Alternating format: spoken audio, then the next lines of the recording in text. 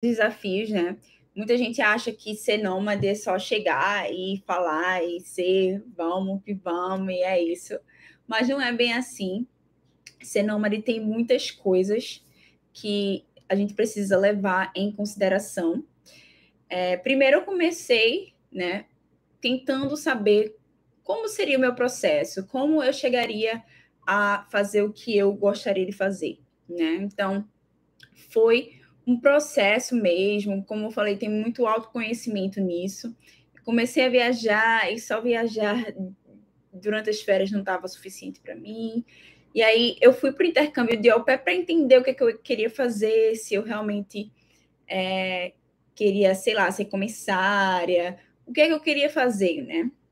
Então eu comecei a fazer esse processo aí e eu decidi que eu ia ver, né? Foi um teste, assim, durante o programa de au pair. Eu queria, de fato, entender o que é que eu queria naquele momento. E foi maravilhoso porque eu consegui, de fato, né? Eu acho que a parte menos ruim da pandemia foi justamente poder ter esse contato, né? Ver mais pessoas, fazer testes, né? Eu começar a criar conteúdo. Eu comecei a criar conteúdo justamente por causa da pandemia, porque estava todo mundo ali, né? E aí eu já criava conteúdo antes, mas não com o propósito de criar conteúdo, né?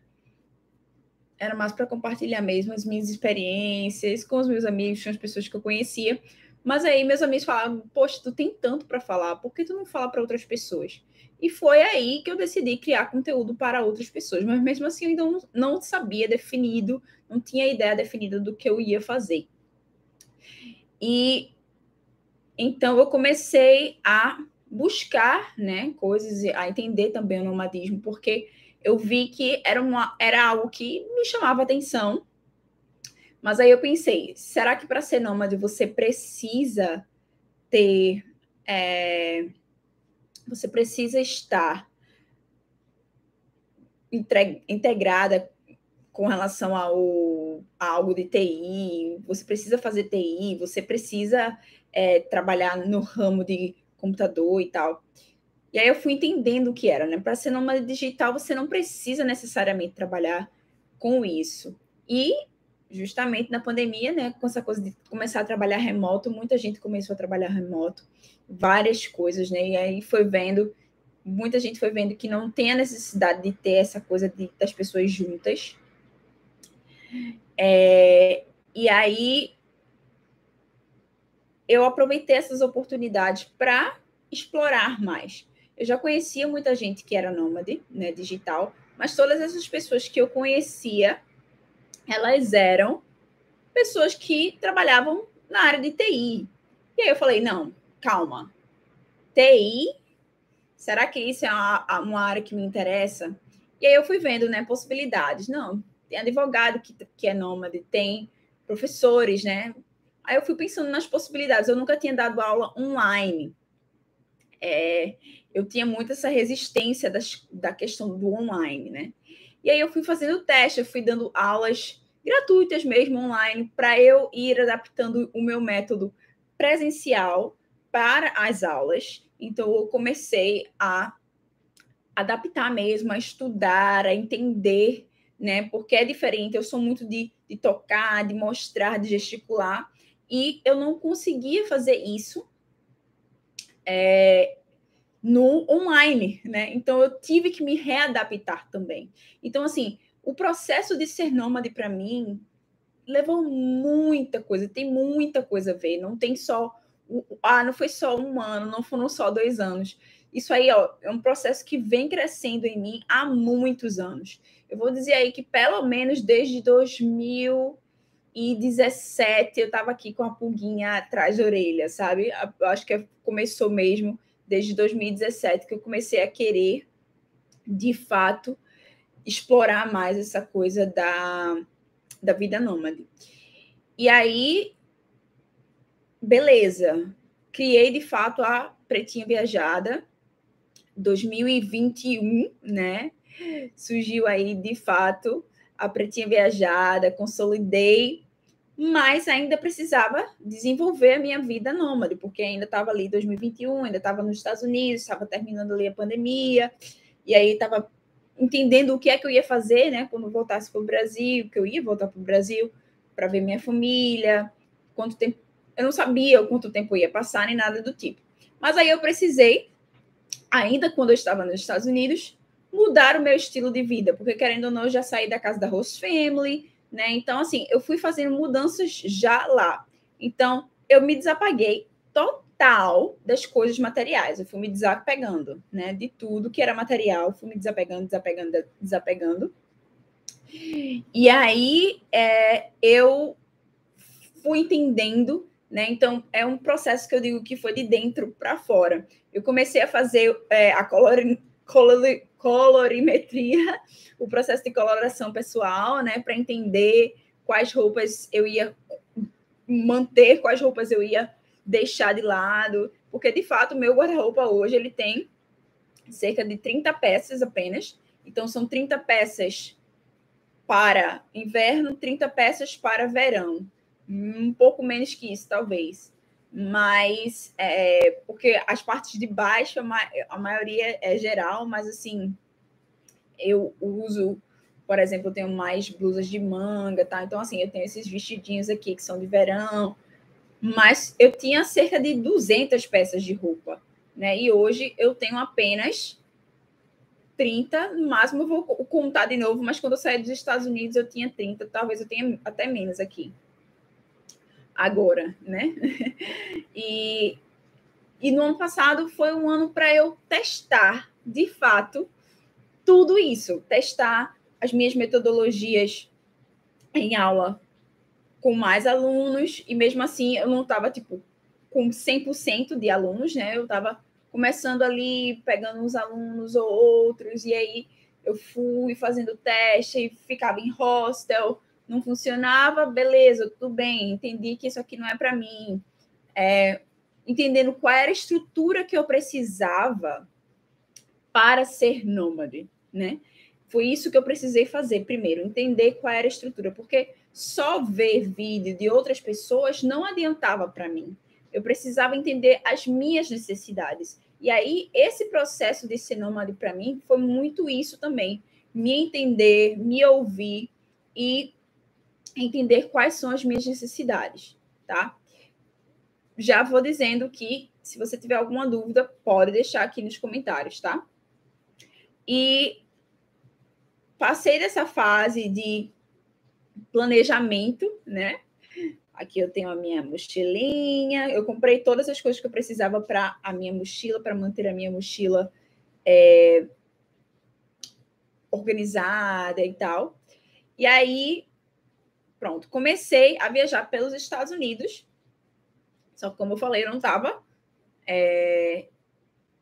trabalhando, né? Não estava estudando, não estava fazendo nada, só estava vivendo ali a minha vida normal, tirando um tempo para mim. Enquanto isso, eu estava planejando as coisas para o que eu tenho hoje, né? Da empresa, tal. Então, assim, eu passei muito tempo de planejamento. O que é que eu vou fazer, né? Quais são os passos, tal. Eu não sabia, eu não planejei nada de questões de lugares. Isso aí, não. Ah, vou passar tal tempo em tal lugar. Não.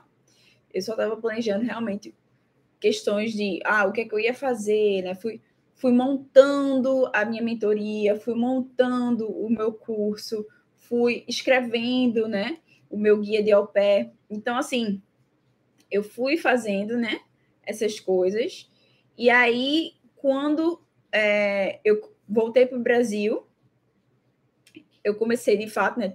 Tirei um tempo aqui sem trabalhar ainda, mas, obviamente, eu tinha todo o dinheiro que eu tinha juntado lá nos Estados Unidos, né, para investir nesse momento agora, investir na minha empresa, e que é isso que eu quero falar para vocês também, assim, existem vários tipos de nomadismo, e tem gente que trabalha para uma empresa, tem gente que é empresa, né, então, assim, que empreende, então, assim, tem gente que é freelance, eita, que adicção hoje, tem gente que é freelancer, tem gente que trabalha hoje, né, aí ajudando microempreendedores, etc. Então, assim, existem vários tipos de possibilidades, vamos dizer assim, para se tornar nômade digital hoje em dia. E aí eu comecei a pensar nisso, né? Quais são os trâmites que eu preciso, né, para abrir a minha empresa, o que é que eu vou precisar e tal e tal. Então, assim, tudo isso eu fui montando. Então, no ano passado, foi assim: bota em prática uma coisa, vê o que dá certo. Bota em prática outra coisa, vê o que dá certo. E aí eu fui montando toda essa estrutura que eu tenho hoje, né? E mesmo assim ainda é algo que eu faço modificações e tal. Então, no ano passado, quando eu estava na Europa, eu fui entendendo, né? Como eu falei, eu fui entendendo a estrutura que eu precisava para me tornar nômade, e eu entendi, não, peraí, eu preciso ter um espaço só para mim. Não dá para eu ficar num hostel. Foi a primeira coisa que eu vi, né, que eu decidi, não dá, eu preciso de uma estrutura, eu preciso de uma mesa, eu preciso de uma cama confortável, eu preciso de um espaço para eu dar minhas aulas sem interrupção. Então, assim, para mim isso foi muito importante, sabe? Poder ter um espaço para mim. Então, por exemplo, hoje eu não fico em hostel se eu tiver que dar aula, mas, por exemplo, se eu estiver fazendo uma viagem de final de semana, durante o período que eu estou naquele lugar, na Polônia, por exemplo, eu fiz uma viagem de final de semana na Polônia, que eu fui para Auschwitz, e eu estava em Cracóvia, né? Eu passei um tempo ali, e assim, eu tenho que levar em consideração a aula que eu vou dar. Então, assim, eu não estava com, por exemplo, tantos alunos como eu tenho hoje, por essa questão, né? Como eu falei, estava ajustando a questão de horário também, até por causa do fuso horário. Mas eu tenho alunos, né? Eu tenho muitos alunos na Europa hoje em dia. Então, assim, isso ajuda também na questão do fuso horário. Ajudava mais quando eu estava lá, né? Porque aí a gente ficava no mesmo horário. Mas, assim, cheguei a dar aulas de madrugada por conta do horário do pessoal daqui do Brasil, né? Quando eu estava na Turquia, eu dei mentoria 2 horas da manhã, meia-noite, aí, por conta do horário do pessoal daqui. Eita, começou a chover. A chuva tá forte, hein? A chuva tá forte. E aí, eu decidi, né, que eu ia fazer esse sistema. Então, coisas que eu fui levando em consideração. Primeiro, né, que eu falei, questão da roupa. Comecei a usar uma roupa que eu pudesse usar, né? Fiz um guarda-roupa cápsula. Todas as roupas precisam se combinar entre si para que eu consiga fazer, né, que eu tenha uma gama maior de lookinhos. E aí eu fui vendo também outras coisas. Por exemplo, eu precisava fazer uma lista das coisas que eram prioridades para mim. Então, aí eu fui fazendo um lugar, um espaço, porque eu adoro trabalhar, por exemplo, de cafés para planejar e tal, mas aí eu preciso ter um lugar tranquilo, né? Porque eu não gosto de dar aula em qualquer lugar, eu gosto de estar num lugar tranquilo para que meus alunos consigam se expressar, se sentir à vontade, sabe? E ter essa liberdade de conseguir falar. Então, assim, eu gosto disso, para mim é essencial, né?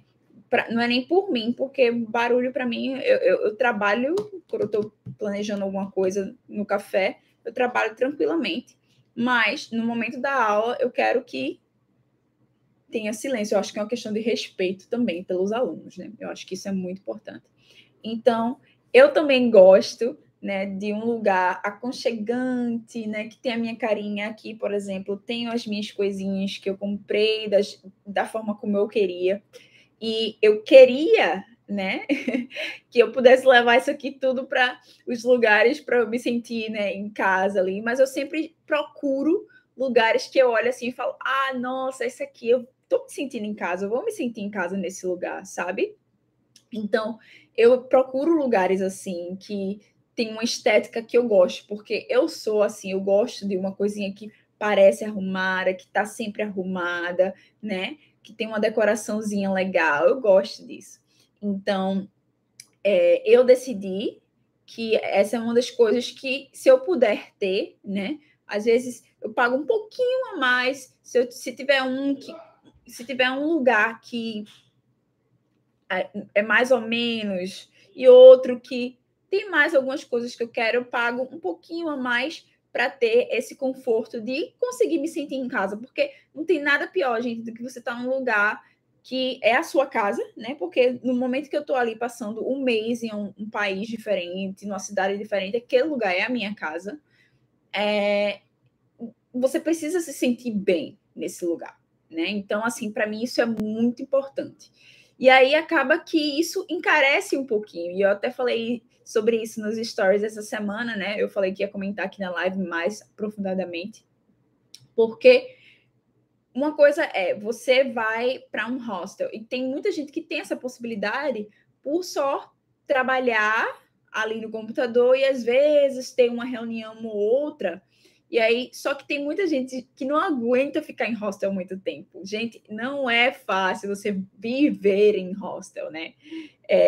Como eu falei, isso é o nosso estilo de vida. Então, assim, para conseguir manter, uma coisa é eu ficar em hostel 1 semana, 2 semanas, outra coisa é eu ficar 5 meses em hostel, dividindo banheiro, dividindo aquele espaço ali, né? Porque onde eu fico, na maioria das casas onde eu fico, eu divido banheiro, cozinha, às vezes, na maioria sim, mas eu não divido o quarto.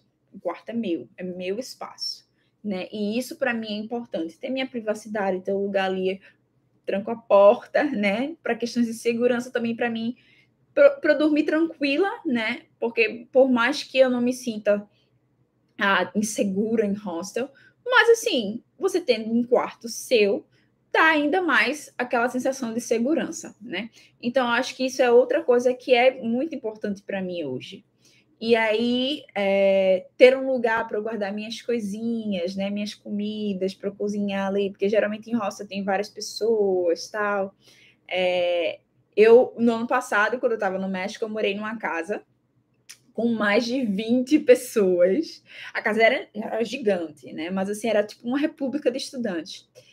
E tinha a possibilidade de dividir banheiro ou não, ou ter seu próprio banheiro. E eu peguei um que dividia o banheiro. Mas assim, foi tranquilo, né? Nessa casa foi tranquilo. Tinha muita limpeza no banheiro. Porém, a cozinha, o pessoal não lavava os pratos e a pia ficava uma bagunça. A sorte é que era a moça que limpava, né? Que fazia faxina, ela ia 2 vezes na semana. E aí a bichinha, coitada, morria de pena dela, porque ela acabava lavando os pratos, porque o pessoal deixava. Eu achava isso um absurdo, o pessoal deixar os pratos lá para ela lavar, sabe? Assim, cada um devia lavar seus pratos, mas assim, o pessoal não lavava. E a maioria desses estudantes eram da Espanha. Só que assim, não era todo mundo que fazia isso, não, sabe? A gente meio que, depois de 2 semanas lá, eu percebi quem é que fazia aquilo lá. Mas assim, tem essas questões, entendeu? Quando você divide casa.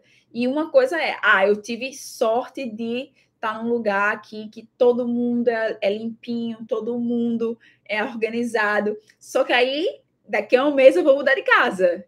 E aí eu vou tentar a sorte de novo. Então, ser nômade, nesse sentido, é isso, sabe? Você vai tentando a sorte ali, você vai encontrar pessoas de todos os países, né? De todos os lugares do mundo, de todas as culturas, todas as nacionalidades. E aí, tô dando oi aqui para o pessoal também. E, assim, é muito legal você ter esse contato, é maravilhoso, eu adoro isso, mas faz parte também dos desafios que eu falei, né? A gente vai vendo aí os desafios que a gente vai passando, porque são coisas que, de fato, poxa, tira você meio que do sério, né? E às vezes eu tava assim, não quero dividir meu espaço com ninguém. Aí eu ia para um lugar que não dividia. Era um cubículo. Eu não tenho problema com espaço, tá? Pode ser pequenininho. Contanto que eu me sinta confortável ali, eu tô de boa, não me importo. Eu não me importo com essa coisa de, tem que ser muito grande. Mas, por exemplo, lá na Europa eu tive vários espaços assim que eram bem grandes, quarto com frigobar, quarto com walk-in closet, que é aquele closet que você consegue entrar nele e tem lá. Então, assim, tive essas coisas que eu nem faço questão, mas tive porque o lugar que eu encontrei era legal e eu aluguei o lugar por outros motivos, tipo localização, preço também, né? E essa coisa de me sentir confortável e tal. Então, assim, um dos desafios que eu também tive no ano passado foi manter a minha rotina de exercícios, né? Por mais que eu conseguisse fazer, na maioria das vezes, eu também andava muito, mas eu não queria só andar, eu queria, tipo, malhar. Eu carrego comigo o meu kitzinho de malhar, eu tenho os elásticos, tá? Eu tenho várias coisas, tenho minha corda para pular. Então, assim, eu tenho várias coisas e eu senti falta de criar mesmo, de fato, assim, a minha rotina, apesar de que eu me cobro muito, né? Porque eu fiz, sim, eu consegui, mas eu queria mais. Eu queria, tipo, manter uma rotina mais, assim, estável, vamos dizer. Só que, por exemplo, eu fiquei doente várias vezes. E, gente, eu nunca fico doente. Mas eu não sei também se foi por questões da pandemia, né? Que foi assim, tipo, logo depois da pandemia, eu passei por tudo isso e na pandemia eu estava muito isolada, então, sei lá, meu sistema imunológico baixou um pouquinho a imunidade. Mas, assim, eu queria ficar fazendo as coisas, só que, de fato, essa coisa de pegar avião, de pegar ônibus, né? O pessoal não estava nem ligando ali se estava gripado e é assim mesmo. Então, assim, era aquela mistura, mesmo eu usando máscara, eu acabava meio que ficando resfriada, aí eu passava um tempinho ali meio doentinha, tal. Na Polônia, eu fiquei um pouco mais assim, tipo de tossir, eu tossi um pouquinho mais, tal. Nunca foi o único momento que eu fiquei com febre foi quando eu peguei Covid em Malta, quando eu estava em Malta. E aí eu fiquei assim um dia bem mal, tipo só dormi o dia todo, e aí eu fiquei bem. Depois que eu dormi, eu fiquei bem. Eu já estava vacinada também, né? Eu tive a mesma reação que eu tive da vacina, só que mais potencializada. Porque quando eu tomei a vacina, eu só fiz dormir. Tipo, só dormir. Dormi 1 hora, assim, seguida, depois da vacina. E acordei maravilhosamente bem. Só que aí, quando eu peguei Covid, eu dormi por muito tempo. Eu dormi o dia inteiro. Mas no outro dia, eu já estava me sentindo bem melhor. Tipo, eu tava corizando, tá? Mas assim, tava sem febre, sem nada. Só corizando mesmo, mas assim, sem sentir nada, sabe? E aí, esses são desafios também, porque você fica doente, aí você tá ali sozinha, né? Você tem que desenrolar as coisas. E aí, quando você é nômade, você precisa ter um seguro diferente, seguro saúde diferente. Né? O seguro viagem, que todo mundo faz, né? Para quem é nômade, precisa ser diferente, porque, por exemplo, como eu só fui, eu não planejei essa parte. Eu fiz o primeiro o seguro para o primeiro mês que eu ia passar na Europa, que foi a única coisa que eu planejei um mês, né? Eu fui com passagem só de ida, mas eu só planejei um mês. E aí eu planejei esse mês e beleza.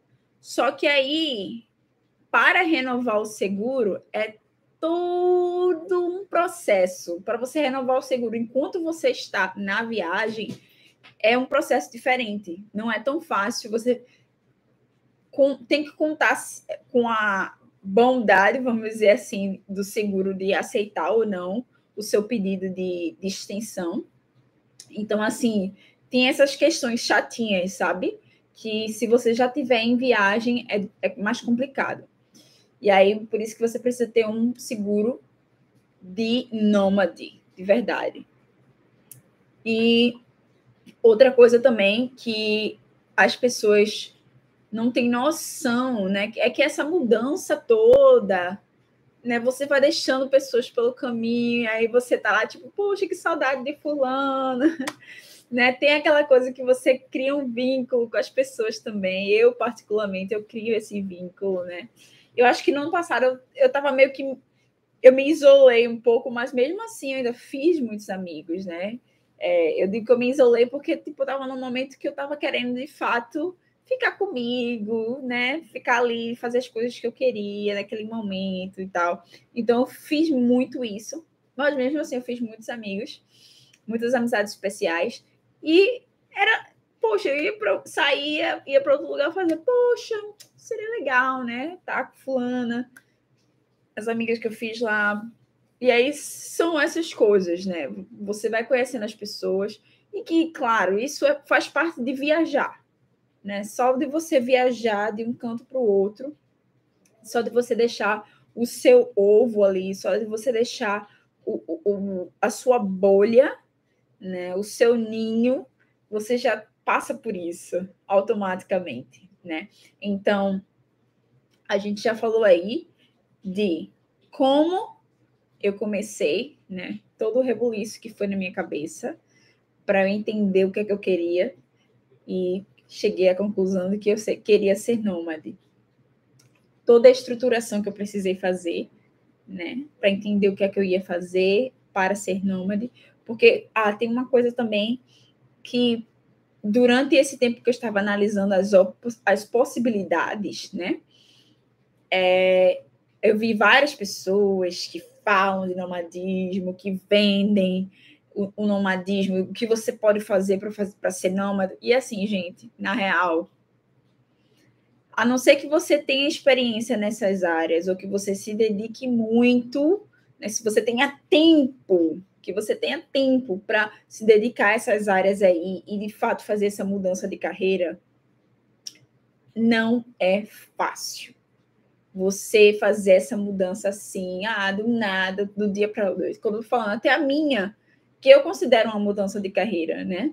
Para mim, mesmo eu estando trabalhando com as aulas, para mim também é uma mudança de carreira, porque hoje eu não só trabalho com aulas, eu tenho uma empresa e eu tenho as mentorias, né? Então, vai além das aulas de inglês, né? Tem as mentorias também. Então, assim, é um processo diferente, né? E as pessoas, muita gente aí que fala de nomadismo, vem dessa coisa de, não, você pode fazer 1 milhão de coisas. De fato, existem várias oportunidades, várias possibilidades, porém, não é para todo mundo e você precisa achar o que é para você, sabe? Não é só, vou fazer e é assim e vai ser fácil. Não é. Não é fácil. Então, eu acho importante a gente fazer esses questionamentos, né? Será que esse pessoal da internet fala as coisas assim? Por isso que eu digo, eu tenho muito cuidado com o que eu falo aqui para vocês e o que eu sou verdadeira. Eu tento passar para vocês o que de fato eu sei e respondo sempre as perguntas de vocês com honestidade e sinceridade, com base nas minhas experiências e de experiência de outras pessoas que eu conheço também. Então, assim, é sobre isso, é sobre ser real, tá? Porque você só ganhar dinheiro em cima das pessoas, para mim, isso é meio complicado, né? Tipo, só no clickbait. Então, aí foi, né, questão de como eu escolho o lugar. E aí, eu não falei isso. Quando eu escolho o lugar, além de ser confortável, ter uma estética que agrada aos meus olhos, eu também preciso de um lugar que, por exemplo, tenha máquina de lavar disponível, né? E a distância também, por exemplo, se o lugar é um pouco distante do centro, eu faço um equilíbrio. E eu recomendo você fazer isso até para viajar normalmente, tá? Eu faço isso sendo nômade, mas eu faço isso também só viajando. Quando eu estou em algum lugar, a distância daquele lugar, né, da acomodação, para o centro, e o quanto eu vou gastar de passagem de ônibus, ou, sei lá, se eu precisar usar um Uber, eu considero tudo isso, tá? Então, assim, vale a pena. O preço desse lugar é tão mais barato do que o lugar que está mais perto do centro, entendeu? Então, para esse lugar aqui que está mais afastado do centro valer a pena para mim, ele precisa ser muito bom em termos de, tipo, é muito bom e muito barato, tá? Tem tudo que eu quero dentro dele, é muito barato e mesmo adicionando o valor do transporte público, tal e tal e tal, vai ficar ainda mais barato do que aquele que é perto do centro. Por quê? Porque eu gosto de andar muito. Eu, de fato, gosto muito de andar. E eu, quando me sinto segura num lugar, eu ando, meu Deus, pode botar aí 10 quilômetros, 15 quilômetros, eu não ligo. Por exemplo, vou dar um exemplo da Hungria, né? Eu fiquei em Budapeste e o lugar onde eu fiquei em Budapeste era um pouquinho mais distante do centro. Um pouquinho, não era muito, não, mas era um pouquinho. Então eu tinha que pegar o transporte público. E o transporte público de lá era barato. Não vou dizer que era caro, porque não era. Era barato. Eu paguei. Eu não vou lembrar exatamente agora quanto eu paguei pelo mês, mas eu acredito que foi cerca de 9 mil da moeda deles lá. E isso não é muito dinheiro, assim, comparado com para um mês de transporte público, e eu pegava muito ônibus. Só que, por exemplo, para voltar, o ônibus, se eu fosse voltar à noite, o ônibus parava numa parada bem distante, não parava na parada que tinha na frente da casa. E aí eu tinha que andar de madrugada. Eu farei isso no Brasil? Jamais. Mas lá, tipo, eu caminhava, eu cheguei, teve um dia que eu fui pra balada, assim, saí e voltei 2 horas da manhã, eu acredito. E eu andei essa hora sozinha na rua, não tinha uma alma penada. Perigoso, perigoso. Mas eu não faria isso no Brasil, nunca, jamais. Né? Então, assim, eu andei esses 13 minutinhos da parada de ônibus para casa, né? Então, assim, todas essas coisas eu considero, tá? Vale a pena, não vale a pena, depende do lugar. Por exemplo, não teria feito isso no México também. Eu não teria feito isso no México, não teria sido ousada dessa forma. Mas no México, nessas ocasiões, eu usava Uber, porque saía barato também. Uber lá não foi caro, era bem barato também. E aí, na Colômbia também eu fiz a mesma coisa. Na Colômbia, eu quase não usei transporte público. Eu só usei transporte público para ir para o aeroporto e vim do aeroporto. Da casa para o aeroporto e do aeroporto para casa, né? Porque era bem barato, tá? Chamar Uber. E eu me sentia mais segura. E assim, eu sentia que era mais fácil também, não entendi muito o transporte público de Medellín. Então, estou curtindo aqui, estou curtindo. Então, eu fiz isso, sabe? Tentei ver tudo o que era legal, assim, para mim. O que é que eu gosto nisso? O que é que eu não gosto? O que é que eu posso mudar? E aí eu disse, não, esse tempo que eu estiver passando no Brasil, eu vou reestruturar a minha rotina, e é o que eu estou fazendo. Por exemplo, eu acordo, eu faço yoga, né? E aí eu comprei o meu tapetinho de yoga, ele vai comigo na viagem, não sei como eu vou fazer, mas ele vai comigo. E aí eu queria fazer essas coisas já adaptando para a minha próxima jornada, né? Para eu ter uma estrutura melhor do que da outra vez, porque da outra vez foi mais uma questão de teste. E hoje eu já sei mais ou menos o que funciona para mim. Eu gosto muito de cozinhar também, então, assim, eu gostei que eu passei alguns meses, né? Por exemplo, quando eu estava em Budapeste, eu fiz praticamente um mês. Em Budapeste, não, desculpa. Quando eu estava na Bulgária, eu fiz um mês praticamente completo vegetariana, né? Então, assim, fui testando outras coisas também, né? Isso é um estilo de vida que sai mais barato, né? Alguns lugares comer carne é muito caro, Então, assim, e para mim, como eu já fui vegetariana, para mim é fácil, eu consigo, para mim não tem problema nenhum com isso.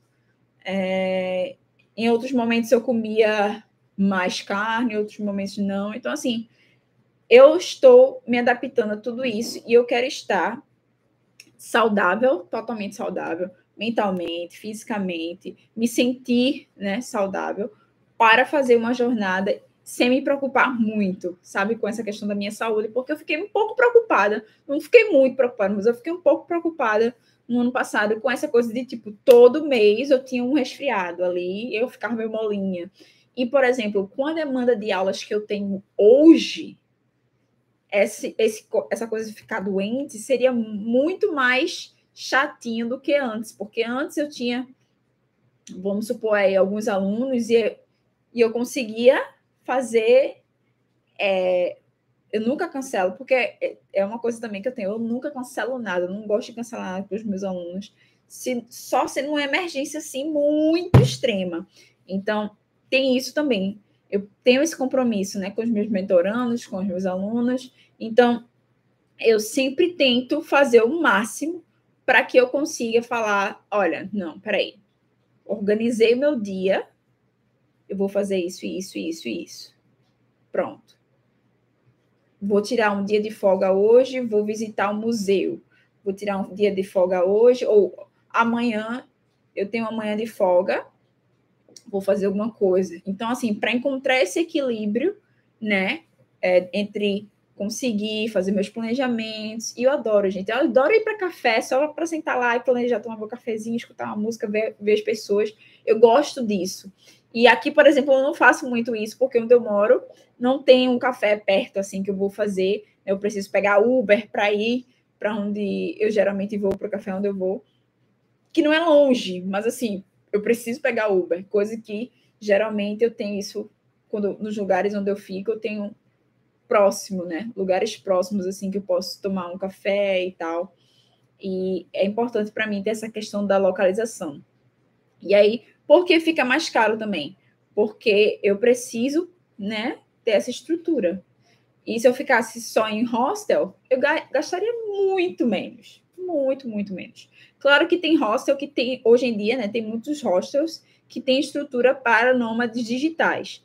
Porém, assim, hostel, dependendo, né, esses que são, de fato, com foco em nômades digitais, eles também são o mesmo preço, praticamente, de ficar em um Airbnb. Né? Esses que são realmente, de fato, assim, estruturados, com internet boa, de verdade. Porque tem até isso, né? Hostel, a internet é como...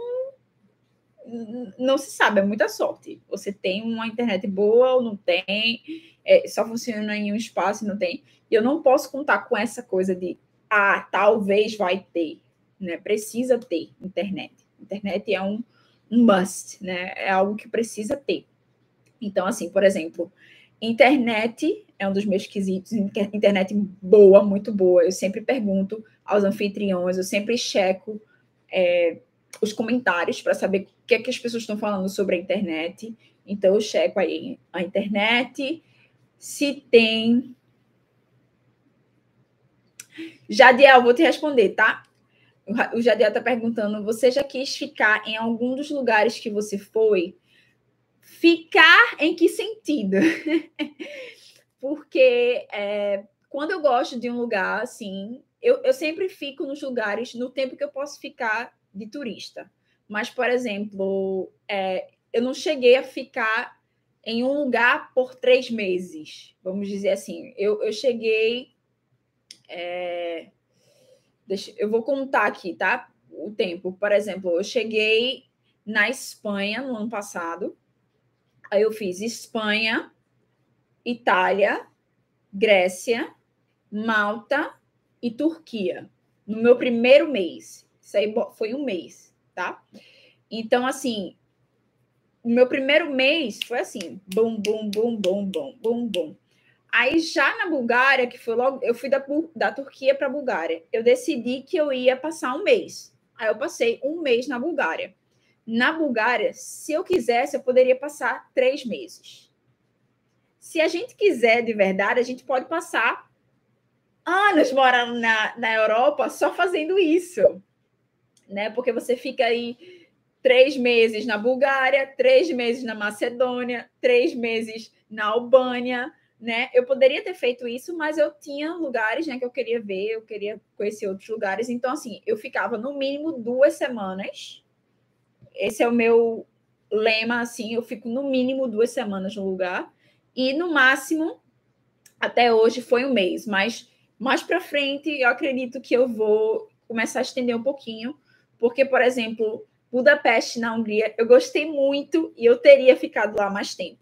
Só que aí, como Budapeste, né, como a Hungria faz parte do espaço Schengen, eu preciso ficar lá, né? Se eu visitar outro país do espaço, eu não tenho os 3 meses só para ficar na Hungria, sabe? Eu vou ter que ficar, tipo, saindo e entrando. Então, assim, eu acho que a Hungria seria um lugar que eu passaria mais tempo, de fato. Eu gostei bastante de Budapeste. E eu também tenho amigos lá, então é legal. E uma das coisas que eu gostei bastante em Budapeste foi a possibilidade de me movimentar e andar muito. Como eu já falei aqui, eu gosto de andar muito. Então, assim, tem vários lugares que eu voltaria, apesar de que eu fico, nossa, não vou voltar, mas hoje em dia já tenho essa ideia diferente. Eu acho que tem lugares que eu quero voltar sim, sabe? Então, Budapeste é um desses lugares. Então, ficar, eu não sei bem qual a sua intenção de ficar, tipo, de morar a vida toda. Existem alguns países, por exemplo, onde eu moraria mais tempo, a Itália, na Inglaterra também eu moraria mais tempo, mas aí tudo isso, por exemplo, eu já morei nos Estados Unidos 3 anos, né? Então, assim, eu tô na fase agora de conhecer os lugares. Então, eu vou, passo um tempo, saio, vou para outro lugar. Eu tô nessa fase hoje da minha vida. Eu não me vejo morando num lugar para sempre, sabe? Não hoje. Pode ser que eu mude amanhã? Pode. Mas, assim, hoje eu não tenho nenhum lugar assim que eu diga, poxa, eu quero morar nesse lugar para sempre, para o resto da minha vida. Não tem. Não tem. Então, assim, para mim, quando eu vejo você dizer ficar, sim, tem lugares que eu quero ficar. Então, assim, seria, por exemplo, Budapeste, na Hungria. Eu pensaria em passar os 3 meses lá. Seria um lugar que eu passaria 3 meses na Itália. A Colômbia, eu voltaria. O México, eu voltaria para passar mais tempo e conhecer outros lugares, porque o México tem muito. O México é muito rico. Eu confesso que eu ficava meio assim, tensa de ir para o México, mas assim, quando eu fui, eu fiquei apaixonada. Eu me apaixonei e eu quero conhecer outros lugares do México e eu quero passar mais tempo no México. Então, assim, outro lugar também que eu quero passar mais tempo. Então, assim, são lugares, sabe? São lugares, mas não tem nenhum lugar que eu diga, nossa, eu quero viver para o resto da minha vida aqui. Tem lugares que eu gostaria de morar mais tempo. A Holanda, por exemplo, é um lugar onde eu queria testar para ver se eu gosto de fato de lá, como eu acho que gosto, para melhorar o meu holandês também. E tem muito isso para mim, tem essa questão das línguas. Eu quero passar mais tempo num lugar para melhorar a língua que eu falo. Então, por exemplo, eu pensei em passar mais tempo no Marrocos para estudar francês, né? Então, tem essas coisas aí que eu quero, sabe? Polir, vamos dizer assim. O Canadá é um lugar que eu acho que eu moraria por um tempo também, passaria um tempo no Canadá. O Canadá é bem legal, eu gosto do Canadá.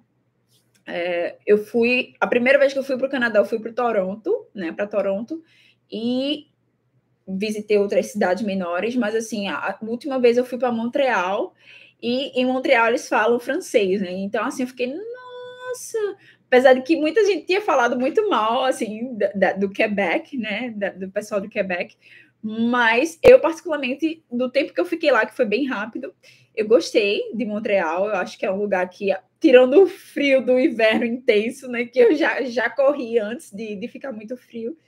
Tirando esse frio, eu moraria por um tempo no Canadá. Mas o problema para mim, eu acho que é o frio intenso. Porque eu não tenho problema com frio, eu adoro frio. Mas intenso é outro nível. Eu não sei se eu estou preparada para isso, não. Porque, por exemplo, na Califórnia a gente tinha frio, mas assim, era frio à noite.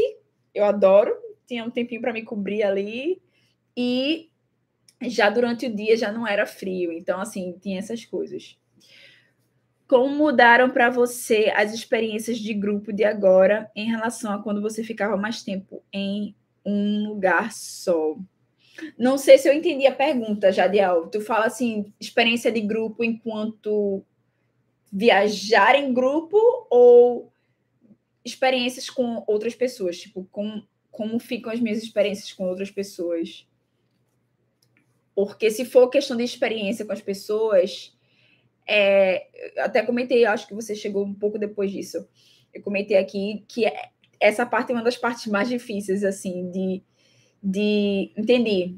Vivências coletivas, experiências comuns, entendi. Então, hoje eu busco mulheres pretas quando eu viajo. Nem sempre é possível encontrar essa troca, tá? Brasileiras, enquanto eu tô viajando, eu nem tento. Eu nem tento porque é bem mais difícil. Mas, assim, eu tento buscar mulheres pretas que moram fora, mesmo que elas sejam de outras nacionalidades, entendeu? Assim, tem essa possibilidade. Eu já vi gente dizendo que não tem, mas tem sim, tá? Quem procura, acha. Eu sempre digo isso, né? Se a gente procurar, escavacar ali, a gente encontra. Então, eu, por exemplo, na Bulgária, tive uma experiência incrível. Eu encontrei a minha amiga Tracy, que é uma preta francesa, né? Então, assim, foram trocas muito legais. Assim, eu aprendi muito com essa troca com a Tracy, por exemplo, porque a Tracy também, ela não é nômade, mas ela não é nômade no sentido de ficar se mudando o tempo todo e ela não trabalha, né, digitalmente, mas a Tracy, ela é nômade sim, porque ela já morou na Inglaterra, ela estudou na Inglaterra, né? Ela é francesa, estudou na Inglaterra, morou na China, morou na Rússia. Então, assim, essa pessoa, para mim, é nômade, né? Mas não no sentido que as pessoas veem nômade, mas para mim ela é. E, assim, ouvir as experiências dela enquanto ser preta, né? Ela é mais retinta, né, do que eu. E ouvir as experiências dela pelo mundo, né? Por exemplo, na China, e eu perguntava a ela como foi a sua experiência na China, porque assim, uma mulher preta na China, né, de trança, e ela falou para mim que ficou traumatizada, porque é aquela coisa de tipo as pessoas olham e querem tocar, né? Os chineses têm muito disso, e para ela foi traumatizante essa coisa de tipo ficar um ano ali com essa sendo o centro das atenções em tudo, né? Com essa atenção. Então, assim, são questões que a gente vai entendendo, né? Que não é só, por exemplo, tem coisas que eu vou entendendo, não é só porque eu sou brasileira. Até porque é interessante isso também, as pessoas não me veem, não acham que eu sou brasileira quando eu estou viajando. Isso é muito interessante. Hoje, principalmente, as pessoas pensam que eu sou americana. Simplesmente deduzem que eu sou americana. Ninguém deduz assim, você é brasileira. Ninguém, absolutamente ninguém. Não sei se é pelo fato de eu ser uma mulher sozinha viajando e eles não veem muitas brasileiras sozinhas viajando. Não sei se é por isso. Mas, assim, em vários momentos, eu não estou falando de um só, dois momentos, não, vários momentos, as pessoas me abordavam achando que eu era americana e, assim, sendo bem diretas mesmo, onde é que você mora nos Estados Unidos? Assim mesmo. E eu ficava tipo, nossa, e aí eu não sei o quanto disso é por pelas minhas roupas, porque, por exemplo, todas as minhas roupas são dos Estados Unidos, né? Eu fico pensando nisso. São coisas que a gente não pensa. A gente não pensa, mas, por exemplo, todas as minhas roupas são dos Estados Unidos. Estou vestindo esse vestido aqui, esse vestido é dos Estados Unidos. Meu relógio é dos Estados Unidos, tudo é dos Estados Unidos. Tudo que eu estou vestindo aqui agora é dos Estados Unidos. E eu comecei a pensar nisso. Será também que tem a ver, né, essa coisa de como eu me visto, das minhas roupas? Será que isso faz com que as pessoas achem que eu sou americana? Né? Além do meu sotaque em inglês também, porque as pessoas... Eu não tenho um sotaque brasileiro em inglês, né? Então, eu não estou dizendo que eu não tenho sotaque em inglês, não, tá? Eu só não tenho sotaque brasileiro. O típico sotaque brasileiro em inglês eu não tenho. Meu sotaque é muito misturado. Tem um pouco da influência do inglês britânico, porque essa foi a minha referência por muito tempo. Tem o inglês americano. Tem gente que consegue pontuar o meu inglês da Califórnia, né? Eu já teve gente que perguntou para mim: nossa, você morou na Califórnia? Porque escutou meu sotaque. Então, assim, é incrível como essas coisas a gente vai vendo e tem muito disso, sabe? Tem muito disso. Você conviver com pessoas de outros lugares do mundo, sabe? Com outras culturas diferentes. Eu lembro uma vez que eu estava num hostel no Uruguai e o dono do hostel era dinamarquês. Só que ele era um dinamarquês com descendência árabe, os pais dele, se eu não me engano, o pai era libanês e a mãe tinha outra nacionalidade, mas ele era dinamarquês. E ele assim, soltou um arroto, sabe? Sabe aquele arroto que você sente que veio com toda a força ali dentro? E na mesma hora eu falei assim, nossa! E ele falava português porque ele tinha sido casado com uma brasileira. Isso a gente no Uruguai, viu? E aí ele falou, eu falei, nossa, tá bom, né, porquinho? Eu brinquei com ele assim, e ele se sentiu, acho que foi algo também que ele tinha tido com a ex-esposa dele. Eles deveriam ter tido esse conflito em algum momento, que ele falou: ai, não, vocês brasileiros acham que arroto é má educação, cada coisa é diferente, cada lugar é diferente. Na minha cultura, arrotar é um sinal de que você gostou da comida. E eu super entendo isso, gente. Eu sou super aberta. Eu adoro aprender essas coisas sobre as culturas diferentes. Mas a reação dele na hora, sabe? Foi assim. Eu fiquei, nossa, mas me abriu também uma janela para pensar assim: nossa, de fato, as pessoas agem da forma que elas agem por um motivo, né? E que a gente às vezes não sabe, não entende na nossa cultura, na nossa cabeça, né? Que é assim. Às vezes a gente não entende, mas é bom a gente abrir a nossa mente para todas essas coisas.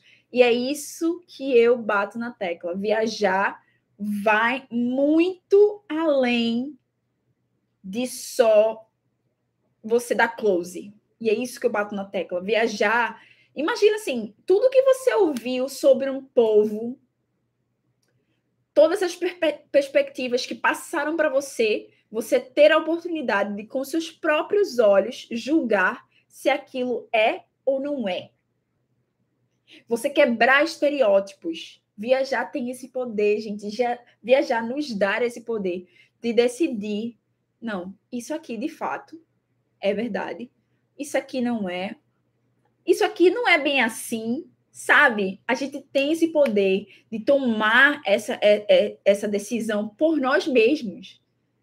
Por isso que viajar para mim é tão incrível, porque além dos livros que eu leio, além das coisas que eu ouço, da mídia e tudo, eu vejo com os meus próprios olhos.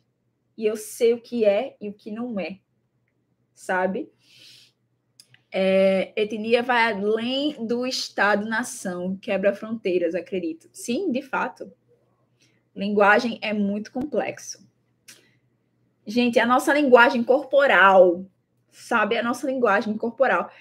E eu só percebi isso porque, assim, e que fique bem claro, tá? Isso aqui não é para dizer, ai meu Deus, eu não sou brasileira e as pessoas não me veem como brasileira.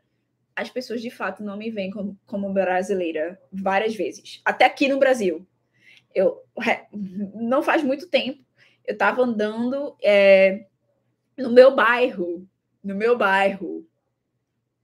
e uma pessoa achou que eu era gringa só pela forma como eu estava em pé na rua. Vocês têm noção disso? Então, assim, de tanto ter... Eu sou uma pessoa que eu sou uma esponja. Eu absorvo tudo, tudo. Então, eu não estou surpresa que eu tenha absorvido essas coisas. Como eu falei, eu morei 3 anos nos Estados Unidos, não foram 3 dias. Então, assim, totalmente imersa naquela cultura. Totalmente, né? Eu tive relacionamentos lá. Então, assim, eu convivia com o meu namorado, com a família do meu namorado, com a minha host family. Eu não convivia com brasileiros.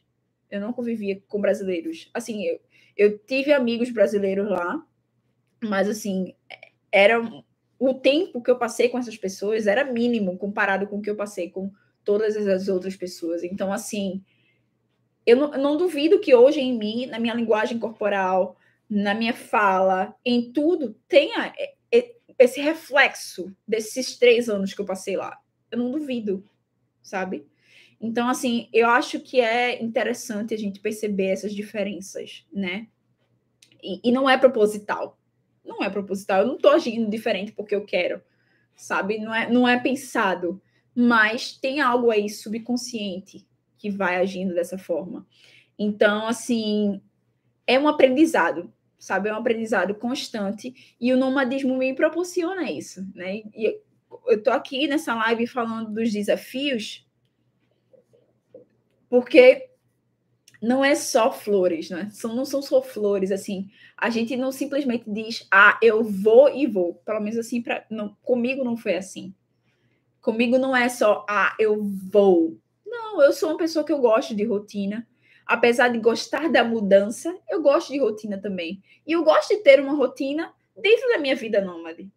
Eu gosto de ter uma estrutura dentro da minha vida nômade, né? Então, assim, isso para mim é legal, me faz bem, faz parte de quem eu sou. Então, entra novamente na questão do autoconhecimento. Você se conhece, você sabe o que você quer, o que você precisa. E é isso, para mim é muito disso, é descobrir as coisas que eu preciso para mim, das quais eu preciso para mim. E pode mandar pergunta, tá, gente? Vocês podem mandar, fiquem à vontade aí para mandar pergunta.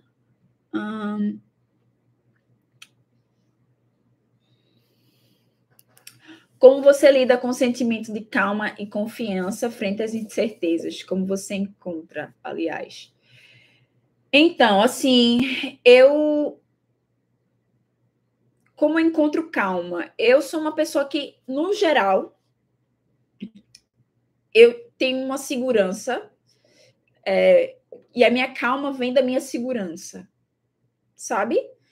Porque eu sou segura do que eu tô fazendo. Eu tenho muito isso, assim, não dá pra gente ficar em pânico, porque se a gente tá em pânico, a gente perde controle. Então, eu tenho muito disso. A minha calma, ela vem da minha segurança. Eu digo, não, eu vou fazer isso aqui. Depois que a situação passar, eu vou chorar, sabe? Mas naquele momento ali, eu vou resolver a situação. Então, assim, quando algo está incerto, por exemplo, tudo é incerto na minha vida hoje. Tudo é incerto. Eu não sei se eu vou estar aqui no Brasil mês que vem. Eu não sei se eu vou ficar aqui mais um tempo. Eu não sei se eu vou sair daqui a 2 meses. Eu não sei, eu não tenho nada certo agora. Eu vou decidir ainda, e eu não faço a mínima ideia. Então, assim, tem algumas coisas que eu penso que talvez quero, mas eu também não faço nada sem saber o que eu quero como objetivo, tá? Uma coisa é, tudo bem, não planejei, só fui, mas eu tenho um objetivo. Qual é meu objetivo? E é isso que eu falo. Tem um objetivo, você vai fazer tudo, tá? Mesmo que não tenha um planejamento ali. Hoje, para mim, Eu não preciso ter um planejamento exato, porque eu já sei onde é que eu vou conseguir tal coisa, onde é que eu vou ver tal coisa. Mas, por exemplo, se eu for para um país, uma cidade nova, que eu não conheço, eu sempre pesquiso qual é o bairro mais seguro para você ficar. Eu sempre pesquiso isso. É algo que eu sempre pesquiso. E qual é o menos seguro? Porque aí eu estou preparada. Eu sei onde é que eu vou ficar. De preferência, eu vou ficar num lugar mais seguro. Se não der por questões, né? Porque às vezes o lugar mais seguro também é o lugar mais caro. Se não der por essas questões, eu fico mais próximo daquele lugar ali possível. E aí, fico atenta. O lugar onde eu estou é seguro? Não é? Então, assim, eu vou fazendo essas considerações, tá? Eu vou vendo, não, aqui tudo bem, é um lugar mais seguro, e isso me passa confiança. Ter esse planejamento, esse tipo de planejamento é importante, tá? Para, poxa, eu saber onde é que eu tô. Se eu tô num país, por exemplo, que tem uma cultura muito diferente, tá? No México, por exemplo, é importante a gente saber que no México é bem parecida com o Brasil com relação à violência contra a mulher. Então, eu preciso estar preparada para isso. Eu não vou ficar dando bobeira, né? Claro que a gente se prepara em todos os lugares. Precisa estar atenta em todos os lugares, não tem exceção. Porém, em alguns lugares eu preciso ter mais atenção do que outros. Por questões culturais, gente. Isso é fato, né? Eu não vou para um país muçulmano, né? A Turquia, por exemplo, é um país muçulmano que, assim, dependendo de onde você está, Istambul, por exemplo, é uma cidade que é bem cosmopolita, você vê gente ali do mundo inteiro e tal, e as pessoas, né? Apesar de ser um país muçulmano, as pessoas... Eu vi a menina lá de cropped, de shortinho e tal, mas eu não vou para um país muçulmano sozinha, toda descoberta, né? Não vou fazer isso comigo, sabe? Você precisa entender também a cultura daquele lugar, você precisa entender essas questões. Então, acho que esse sentimento de confiança e calma e segurança vem de mim, de ter o meu conhecimento, de saber o que é que eu vou fazer em tais situações, de entender o que eu posso fazer e o que eu não vou fazer. Andar pela sombra, é isso, sabe? Você entender aqueles processos e pensar assim, poxa, o que é que eu faria em tal situação? Sabe? Eu não quero passar por essa situação, mas se eu passar, o que é que eu vou fazer? Tá? Onde é que eu vou? Quem é que eu vou chamar?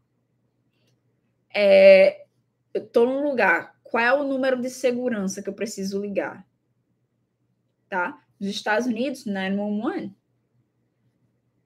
você precisa ligar para o 911, né? Então, assim, funciona ou não funciona? É seguro chamar a polícia aqui nesse lugar? Porque tem país que a polícia é corrupta. E aí? E aí? Tráfico humano existe, gente. Tráfico humano existe. A gente precisa estar atento a isso também. Então, assim, são todas essas questões que a gente precisa estar preparado. Então, assim, eu acho que ter humildade para mim, ter a humildade em saber, assim, eu sou vulnerável enquanto eu viajo. Isso faz parte da minha segurança. Porque a partir do momento que eu digo, não, eu estou vulnerável nessa situação e eu preciso me cuidar mais, isso me deixa mais segura. Porque se eu ficar, não, nada vai acontecer, eu sou a fodona, nada acontece comigo. É esse tipo de comportamento, são essas pessoas que se metem em rascada, porque esse tipo de pensamento é perigoso. Você precisa estar seguro, você precisa estar confiante, mas você não pode ter soberba, você não pode ter confiança demais, sabe? Exagerada. Você precisa ter um equilíbrio.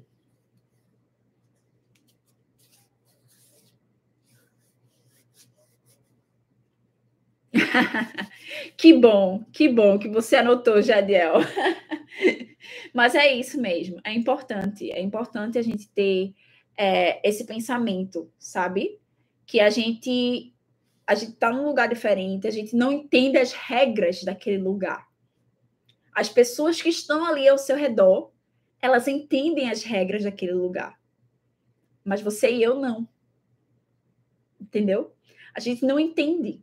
Por mais que a gente pesquise, por mais que a gente tenha uma noção,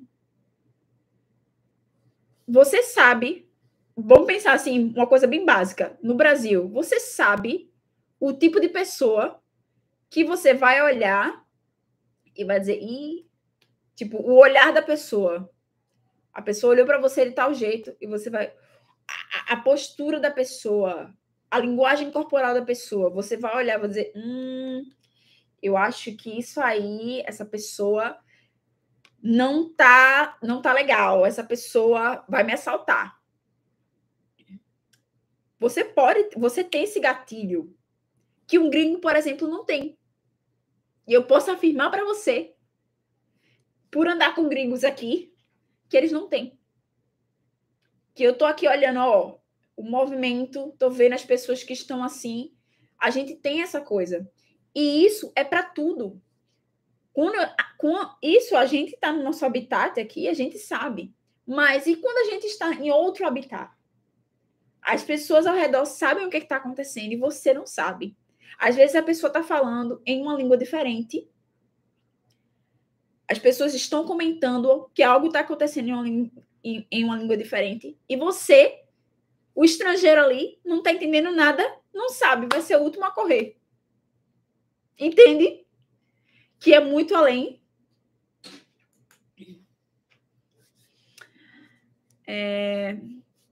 Para mim, como homem preto, sou originário, na verdade, foi difícil entender que sou vulnerável, porque parece que eu sou forte, mas sou mais vulnerável na masculinidade. Exatamente, Jadiel. Exatamente isso. Porque você está num lugar, mesmo você sendo homem, né? Existe essa coisa de tipo. E homem tem essa tendência, né? De dizer, não, eu tô aqui, eu consigo, eu só vou, eu só faço. Eu conheço um monte de gente assim. Mas, assim, na hora que o bicho aperta, né? Você tem que correr.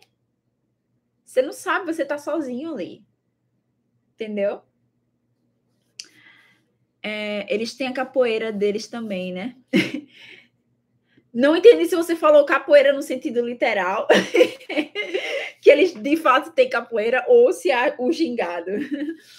Mas, sim, cada grupo, né, tem as suas particularidades, cada pessoa tem as suas particularidades, né, cada grupo.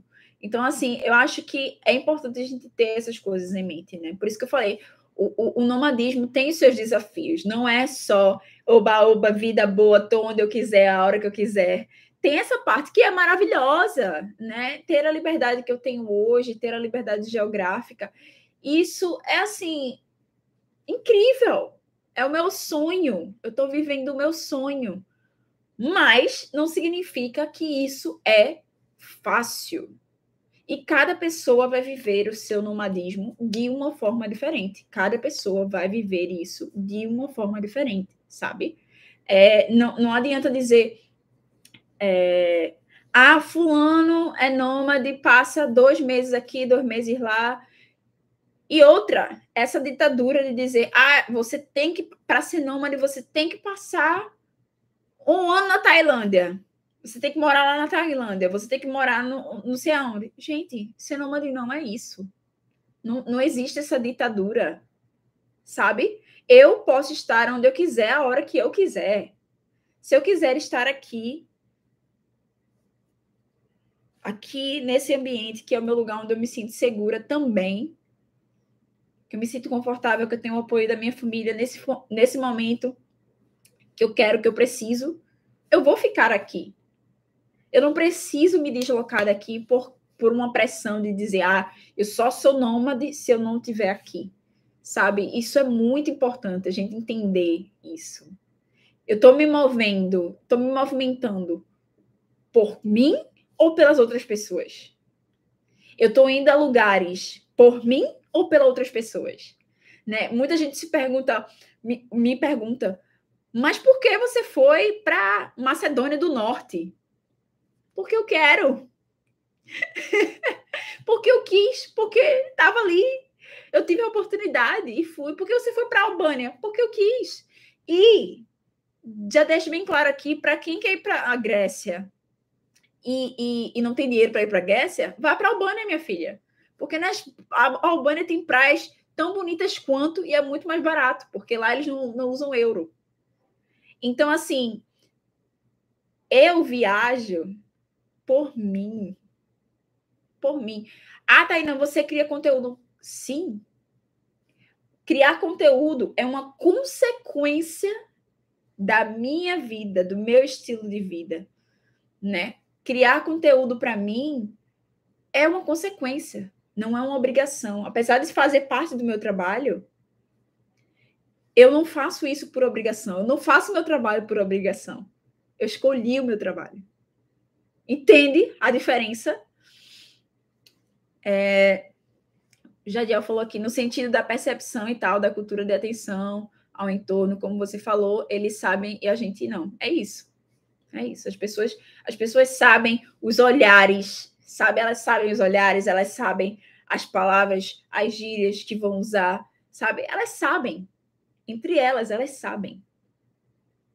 Elas sabem que tem gente que fala de tal jeito que eles vão tomar cuidado. Porque a linguística também é isso, né? Por mais que a gente diga, não, é preconceito, algumas coisas sim são preconceito, mas também os estereótipos, eles vêm, né? Eu lembro que quando eu estava na minha aula lá nos Estados Unidos, o professor deu para a gente um texto sobre estereótipos. E eu tive que escrever um artigo sobre isso. E, assim, existiam várias teorias sobre o porquê nós temos estereótipos na nossa sociedade, né? E algumas dessas pessoas falavam que o estereótipo também é algo que nós, seres humanos, desenvolvemos para proteção. E faz sentido. Tipo, alguns tipos de estereótipos, né? Não estou falando dos bobinhos. Brasil, todo mundo gosta de futebol. Não, eu estou falando, assim, do intrínseco mesmo, assim, do que a gente entende do ser humano. Alguns estereótipos fazem com que a gente se proteja, sabe? Na nossa vida, e a gente não percebe. A gente nem percebe que são estereótipos, mas eles são estereótipos. E esses estereótipos são coisas que permitem que a gente se proteja. Então, assim, é legal, assim, foi legal essa coisa dos estereótipos, de entender o estereótipo por esse outro ângulo, sabe? Será que o estereótipo é sempre vilão? Será que ter estereótipos é sempre ruim? Não, às vezes eles podem nos proteger. Eu acho que o que a gente não pode é fazer com que o estereótipo nos paralise, que é isso que tem muito até na cultura americana, né? Eles botam esse estereótipo de que fora dos Estados Unidos tudo é um perigo. Todos os países são perigosos, só os Estados Unidos que não, né? Tem muita gente que tem essa mentalidade. E aí as pessoas, inclusive eu estava dando uma aula sobre isso ontem, que as pessoas têm esse medo do desconhecido nos Estados Unidos, né? As pessoas têm esse medo e por isso que eles não viajam, pelo medo do desconhecido. Não vou para o Brasil porque no Brasil é uma Amazônia. E junta a ignorância com esse medo, né? O medo vem da ignorância. Mas é isso, é parte... A gente tem que ter noção, sabe? De onde a gente está, de quem a gente é. E viajar ajuda muito nesse processo. Viajar nos encaminha, eu diria assim. Viajar coloca a gente num caminho que é... Eu digo que é um caminho sem volta. Porque quando você viaja, você se conhece, que você começa a se conhecer e conhecer o mundo e ver outras coisas, ver outras perspectivas de vida, ver outras... Gente, não tem como voltar atrás. Você jamais será a mesma pessoa se você viajar com esse propósito, né? E novamente eu bato nessa tecla. É diferente de você viajar só para bater foto e postar no Instagram.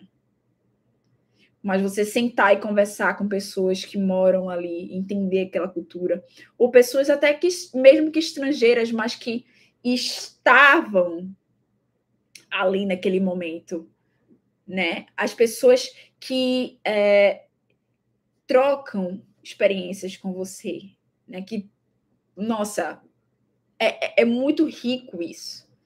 Porque no momento que eu me encontro com uma pessoa que não é dali, mas também mora ali, que é uma estrangeira, e eu vejo a perspectiva daquela pessoa sobre aquele lugar, e tem a minha perspectiva pessoal sobre aquele lugar, e tem a perspectiva da pessoa que é nativa daquele lugar, vê quanta riqueza, né? Quanta coisa aí tem envolvida. Eu lembro que eu fiquei num hostel em Bogotá, e aí tinha gente de todos os lugares do mundo, assim, tava bem misturado. Tinha gente de Israel, tinha gente da Holanda, tinha gente da Inglaterra, tinha gente que era daqui da América do Sul, né, que era de lá mesmo. Tinha até gente que era colombiana, mas não morava em Bogotá. E assim, eu lembro que um dia a gente decidiu cozinhar, todo mundo junto.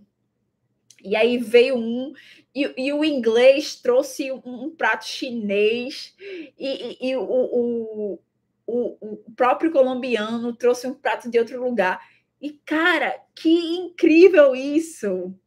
Você ter pessoas que são viajadas, que, sabe, é um grupo diferente. Pessoa que viaja é um grupo diferente. E eu amo estar, sabe, com essa galera, assim, porque geralmente são pessoas que são mais abertas, mais tolerantes, pessoas que julgam menos, sabe? Quando você fica ao redor de pessoas que julgam menos, é outro nível, sabe? Eu sinto que a gente, hoje aqui, na nossa sociedade brasileira, a gente ainda tem muito essa coisa de julgar. O brasileiro, eu digo que o brasileiro é muito hipócrita, porque adora julgar tudo. Faz a mesma coisa, mas julga o outro por estar fazendo aquela mesma coisa que ele faz, sabe? Então, assim, o brasileiro julga demais. E eu acho que isso vem da ignorância também, né? Por isso que a educação para o nosso povo é tão essencial. A gente precisa de educação. As pessoas precisam saber o que está fora dessa bolha delas, sabe? Porque quando você fica numa bolha, você fica intolerante. E esse é o maior problema do Brasil atualmente.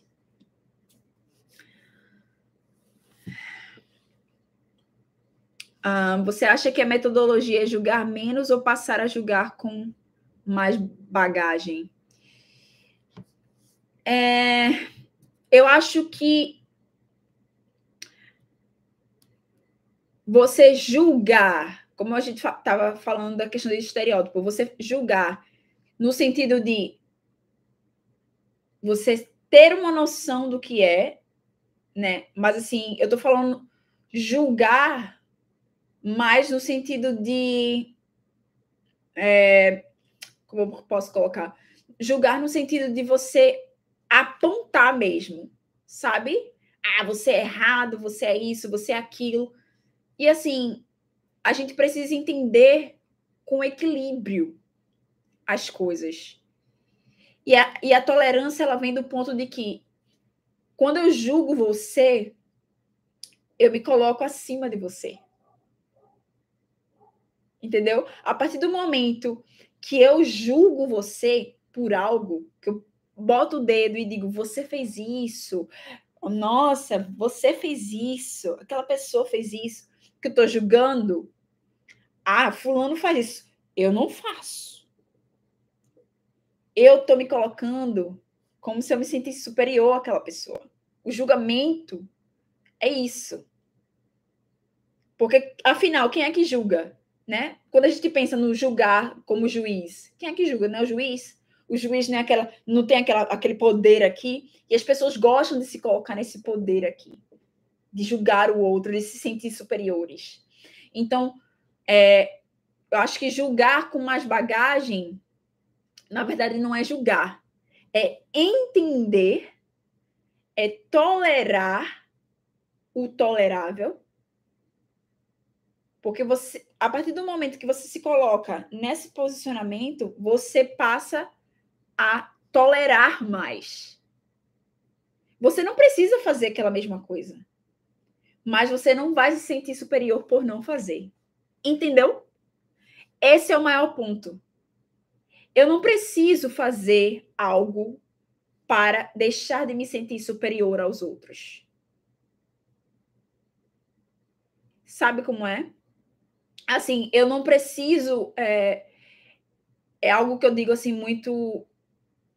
Tem gente que julga os outros, e eu já fui essa pessoa, tá? Ficar julgando os outros porque porque a pessoa fuma maconha, sei lá, usa droga. E você se coloca naquele posicionamento. Gente, em tantos lugares isso é normal. Aí aqui no Brasil o povo se coloca numa posição de eu sou superior, não faço isso. Eu não preciso ter que fumar maconha ou fazer algo desse tipo para dizer assim para a pessoa, né? Não. Eu não preciso para entender que a pessoa está fazendo a escolha dela. A escolha dela não é minha. Eu faço as minhas escolhas para a minha vida. Cada um faz a escolha que quer para a vida deles. E é isso. A tolerância é isso. Eu não preciso querer para mim. Eu só preciso respeitar. E a tolerância é sobre isso. Sabe? Então é isso. Assim, a gente viajar me abriu essa oportunidade assim de dizer, poxa, eu estou numa sala de pessoas aqui, todo mundo é diferente de mim. Todas essas pessoas aqui fazem coisas diferentes de mim. Mas eu entendo por que elas fazem isso. Porque cada pessoa tem uma história que não é a minha. Cada pessoa tem uma cultura que não é a minha. E eu respeito. Aí, quando é que a gente começa a questionar, né? Se algo é cultura, se não é. A gente pode trazer esse debate, que inclusive é um debate muito profundo, né? Como tem países aí que fazem atrocidades com pessoas em nome da cultura. Mas aí a gente passa a entrar na questão dos direitos humanos. O que é que está lá na Convenção dos Direitos Humanos? Né? O que é. Porque a gente tem algo que é mundial. A gente tem algo que é um consenso mundial, né? A gente tem hoje em dia. A gente não está na época das cavernas, não. A gente tem um consenso mundial. A gente vive num mundo globalizado. Então, assim, até que ponto a gente pode tolerar alguma coisa em nome da cultura? Por ser parte de uma cultura, né? Aí tem aquela linha que é bem fina. Mas quando eu falo de não julgar, é isso. É tipo, na nossa vida, a gente não julgar as pessoas nesse sentido de se sentir superior. Eu não faço isso. Eu nunca roubei na vida. Eu me sinto melhor do que essa pessoa que roubou para comprar para alimentar a família. Sabe? Que não é sobre isso. Não é sobre isso. Tolerar é você entender. Entender o porquê aquela pessoa faz aquilo para ela. Você não precisa trazer para si. Não precisa. Tá?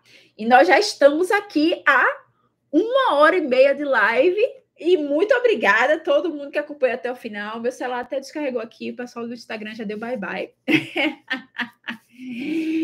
O pessoal do Instagram já deu bye-bye. Muito obrigada a todo mundo. Jadiel participou, comentou, né? Isso ajuda bastante. Isso traz aí uma reflexão maior até e enriquece, né? Enriquece o nosso debate aqui. E para mim foi isso. Essa live foi para trazer essas minhas reflexões, né? Porque muita gente me questiona sobre nomadismo, me questiona sobre viajar. E eu sempre tento bater nessa tecla que, para mim, viajar é mais do que simplesmente viajar. Eu estava até conversando com a minha terapeuta e ela falou: por que você se emociona tanto quando você fala de viagem? Né? E eu não vou nem falar, porque aí eu já começo a chorar de novo. Mas assim, porque eu digo... Aí eu disse, porque esse é o meu sonho. Esse sempre foi o meu sonho. E isso que é para mim... E viver essas experiências que são minhas, ninguém tira de mim. Você pode tirar de mim meu celular, você pode tirar de mim meu computador, você pode tirar de mim a minha casa, mas você nunca vai tirar as minhas experiências e tudo que eu vivi até hoje, sabe? Então, assim, por isso que eu digo, tirem todas as fotos que vocês quiserem, tirem tudo. Eu digo que eu tiro fotos mentais, além das fotos digitais, eu tiro fotos mentais. Quando eu estou ali, naquele momento, eu respiro fundo, eu capturo aquele momento, eu capturo o cheiro, eu capturo tudo. Eu tiro uma foto daquele lugar. E, acima de tudo, sempre grata. Sempre grata, porque, para mim, é uma oportunidade incrível poder viver a vida que eu vivo hoje. Eu quero que mais pessoas tenham essa oportunidade. E mesmo que você não precise escolher ser nômade, mas todo mundo precisa viajar uma vez na vida, sabe? Sair, estourar a bolha e seguir adiante. É sobre isso. Você não precisa ser... Não é todo mundo. Nomadismo não é para todo mundo. Você pode ser aquela pessoa que viaja nas suas férias, você pode ser uma pessoa que vai fazer o intercâmbio uma vez na vida, mas o importante é você fazer isso uma vez sequer. Porque todo mundo merece a oportunidade de experimentar a liberdade de estar num lugar diferente, de ir além da sua casa, de ir além do seu bairro, de ir além da sua cidade, de ir além do seu estado, de ir além de qualquer lugar, mas ir além, só isso. Só vai. Tá bom, gente? Muito obrigada. Beijo. Se você está assistindo essa live depois, porque vai ficar salva aqui no nosso no nosso canal, né? Vai ficar guardada aí. Então, assim, muito obrigada de verdade. E deixem suas curtidas e até a próxima. Beijo. Se puderem compartilhar, compartilhem também, para que outras pessoas tenham essa oportunidade de ganhar o mundo aí. E é isso. Tem muita coisa. Vem-se embora. Se embora comigo que eu ensino. Beijo, gente. Tchauzinho.